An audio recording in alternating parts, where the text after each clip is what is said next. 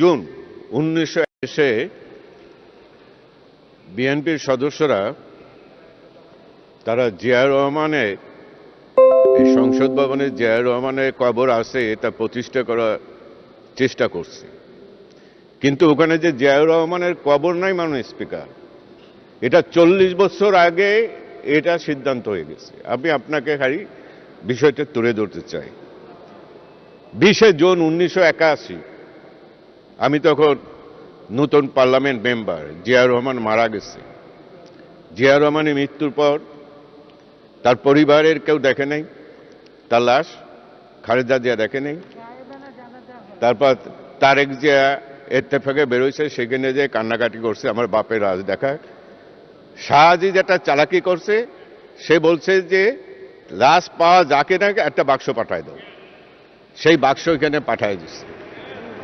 জনমনে বিভিন্ন সন্দেহ যে কিসে জানাজা করতেছি, বাক্সে না জিয়াউর রহমান আছে, কেন কোনো মন্ত্রীও দেখেনি। তখন মাননীয় স্পিকার, আমি পার্লামেন্টে, সরকার তখন বিএনপি সরকার, ক্ষমতার সব তাদের, আমি 20 জুন 1981 আমি পার্লামেন্টে সরকারের কাছে জানতে চাইছিলাম মাননীয় স্পিকার কি চাইছে, এটা প্রসিডিংয়ে আছে। 40 বছর পর আবার লাশ নিয়ে কেন লাফালাফি করছেন? ওটা তো প্রমাণই করতে পারেন নাই। আমি সেদিন বলছিলাম আপনারা প্রমাণ করেন। কি বলছিলাম? মাননীয় স্পিকার, রাষ্ট্রপতি জিয়াউর রহমানের মৃত্যুর পর তার লাশ নিয়ে বিভিন্ন জায়গায় ও বিভিন্ন জনমনে বিভিন্ন সন্দেহ দেখা দিয়েছে।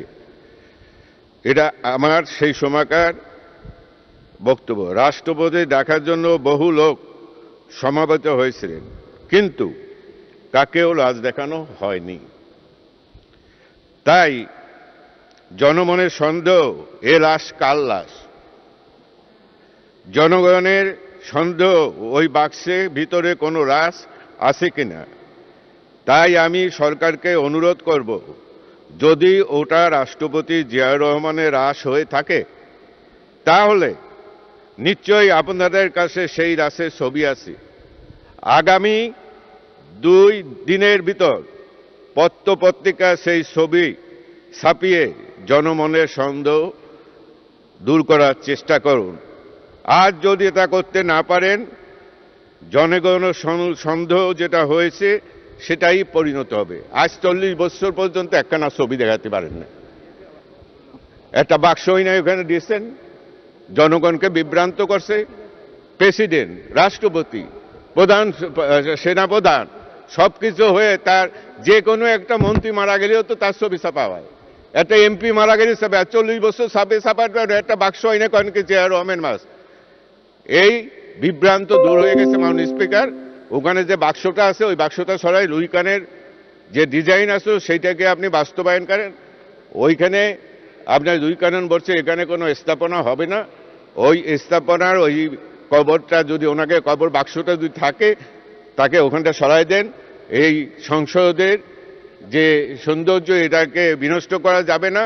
আর এটাই শুধু করে নাই, ওইটাকে জায়েজ করার জন্য 3 বড় রাজাকার, শাহজি, সবুর খান আর এরা মশিউর রহমান, তাদের আইনে এই পাশে কবর দিছে ওইটাকে জায়েজ করার জন্য। এদের কবরও এখান থেকে সরিয়ে তাদের বাড়িতে পাঠিয়ে দেন, কারণ মানুষ এই সব বিভ্রান্ত আর সহ্য পাবে না। আর আজকেও আমি গভর্নমেন্টের এই যে আইসে এমনি সংশোধনী জনমত যা চাই, যে কোনো বক্তৃতায় জিয়াউর রহমান লাশ। আরে কিসের জিয়াউর রহমান লাশ? প্রমাণ করেন। 1 মাস সময় দিলাম, আপনারা তখন ক্ষমতা আছে, নিশ্চয়ই আজকে দোকানে ওখানে ডিজিডিআই বা এইটা আমাকে তখন সেনাপ্রধান ছিল এরা এরশাদ সাহেব, সেও দেখে নাই। আপনার তার কিভাবে প্রমাণ করবেন? জনমনের যে সন্দেহ ছিল সেটা বাস্তবায়িত হয়েছে, এইটা প্রমাণ করতে পারে নাই। এই রাশ নিয়ে আর রাজনীতি করেন নাই। ওখানে কোনো রাশও নাই, কিছুই না, একটা বাক্সই মাটি দিচ্ছেন। আর আজ যদি থাকবে সেটা তো প্রমাণ করতে পারতেন। সুতরাং মাননীয় স্পিকার, আমি জনগণকে বলবো যে এটা 40 বছর আগে সিদ্ধান্ত হয়ে গেছে, এখানে একটা বাক্স এনে দিছে, তখন সমস্ত ক্ষমতায় বিএনপি সবকিছু তারা প্রমাণ করতে পারে না 40 বছর আগে। সুতরাং ওখানে কোনো লাশ নাই। মাননীয় স্পিকার,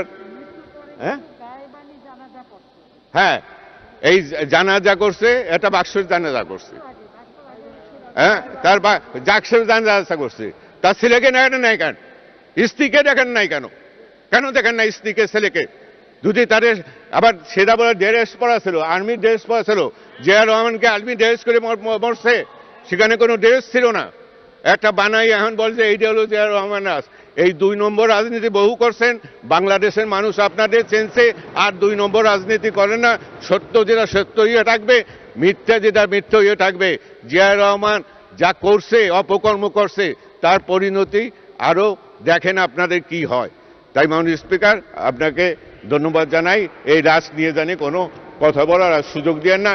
তারা প্রমাণ দেখাবে যে ওটা রাষ্ট্রপতি একটা ছবি ছাড়াতে হবে।